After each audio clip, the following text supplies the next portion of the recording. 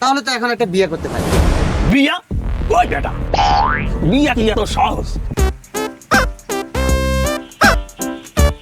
চাচা, আমি তো সফল ব্যবসায়ী, তা আমাকে একটা ব্যবসা ট্যাবসা শিখান। ওরে বাপু, ব্যবসা করা একেবারে সহজ। কেমনি সহজ? ব্যবসায় বেশি একটা টাকা পয়সা লাগে না। তুমি যদি খালি মন দিয়ে একটা ব্যবসা করো, হ্যাঁ। তুমি অনেক বড় হইতে পারবা। কেমনি? কয়টা গরু পারবা? কয়টা গরু?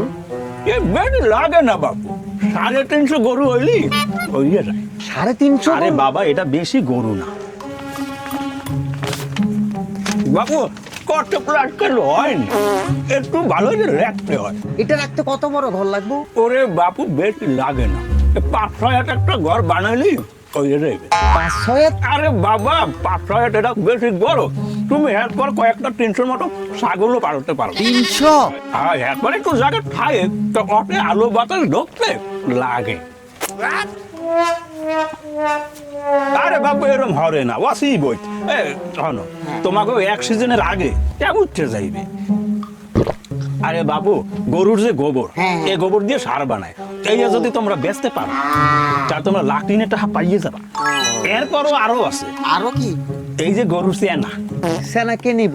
এই গরুর সেনা যদি তোমরা ভারতে রপ্তানি করতে পারো, মানে গরুর মুখ? হ্যাঁ, এই ভারতে যদি রপ্তানি করতে পারো, তো ওয়াহিন্দেও 6-7 লাখ টাকা আগিয়ে পারবে। ওটা দিয়ে কি করে এরা? আর এরা খায়, এটা এরকম ওষুধ, তাই না খাইলে তারা ভালো থাকতে পারে না।